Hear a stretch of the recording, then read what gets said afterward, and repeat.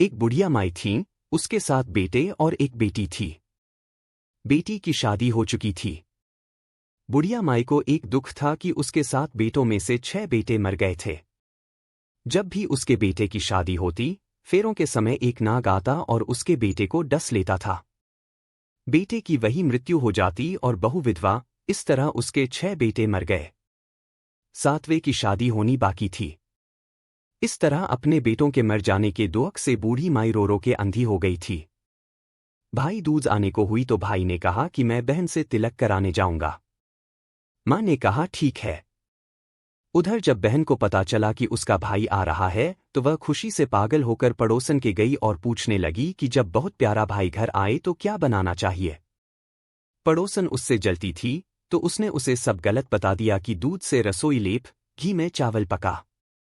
बहन ने ऐसा ही किया। उधर भाई जब बहन के घर जा रहा था तो उसे रास्ते में सांप मिला। सांप उसे डसने को हुआ। भाई ने बोला कि तुम मुझे क्यों डसना चाहते हो। सांप बोला कि मैं तुम्हारा काल हूं और मुझे तुमको डसना है। भाई ने उससे निवेदन किया कि मेरी बहन मेरा इंतजार कर रही है, मैं जब तिलक करा के वापस लौटूंगा तब तुम मुझे डस लेना। इस पर सांप बोला कि भला आज तक कोई अपनी मौत के लिए लौट के आया है जो तुम आने के लिए कह रहे हो। भाई ने कहा कि अगर तुझे यकीन नहीं है तो तू मेरे झोले में बैठ जा। इस पर भाई ने कहा कि अगर तुझे मुझ पर विश्वास नहीं तो मेरे झोले में बैठ जा। सांप ने ऐसा ही किया। बहन के घर जब भाई आया तो वह बहुत खुश हुई। भाई बोला कि बहन जल्दी से खाना दे, बड़ी भूख लगी है। अब बहन खाना कैसे दें, क्योंकि पड़ोसन के बताए अनुसार दूध से लीपकर रसोई सूखी नहीं और घी में चावल पके नहीं।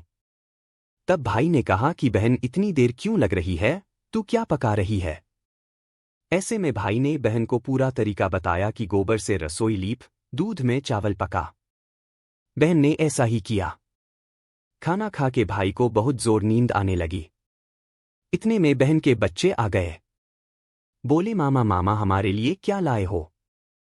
भाई बोला कि मैं कुछ नहीं ला पाया। इस पर बच्चों ने मामा का झोला ले लिया और खोलकर देखा तो उसमें सांप की जगह हीरे का हार था। अगले दिन भाई बोला कि अब मुझे जाना है, मेरे लिए खाना रख दे। बहन ने उसके लिए लड्डू बना के एक डब्बे में रख के दे दिए। भाई कुछ दूर जाकर थक कर एक पेड़ के नीचे सो गया। उधर बहन के बच्चों को जब भूख लगी तो मां से कहा कि खाना दे दो। मां ने कहा कि खाना अभी बनने में देर है। तो बच्चे बोले कि मामा को जो रखा है वही दे दो। तो वह बोली कि लड्डू बनाने के लिए बाजरा पीसा था, वही बचा पड़ा है चक्की में, जाकर खा लो। बच्चों ने देखा कि चक्की में तो सांप की हड्डियां पड़ी है। यही बात मां को आकर बताई तो वह पागल सी होकर भाई के पीछे भागी।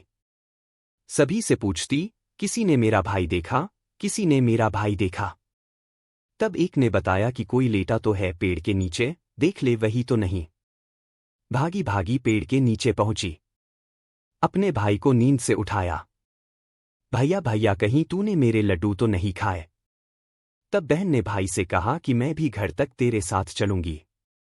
कुछ दूर जाने पर उसे एक बुढ़िया मिली जिसने बताया कि तेरे भाई पर संकट है। तेरे 6 भाई मर गए और अब 7वें की शादी होने पर यह भी मरेगा। बहन ने बहुत प्रार्थना करने पर उस बुढ़िया से भाई के बचाने का रास्ता पूछ लिया।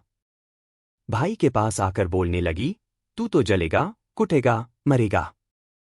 भाई चौंक गया पर उसे कुछ समझ नहीं आया। इसी तरह दोनों भाई बहन मां के घर पहुंच गए। थोड़े समय के बाद भाई के लिए सगाई आने लगी। उसकी शादी तय हो गई। जब भाई को सेहरा पहनाने लगे तो वह बोली, इसको क्यों सेहरा बंधेगा, सहारा तो मैं पहनूंगी। ये तो जलेगा, मरेगा। बहन ने देखा उसमें कलंगी की जगह सांप का बच्चा था।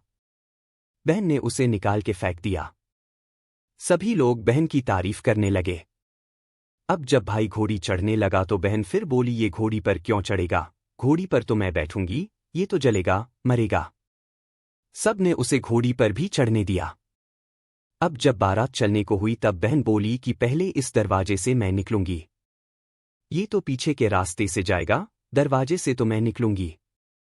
जब वह दरवाजे के नीचे से जा रही थी तो दरवाजा अचानक गिरने लगा। रास्ते में ऐसे करते करते फेरों का समय आ गया।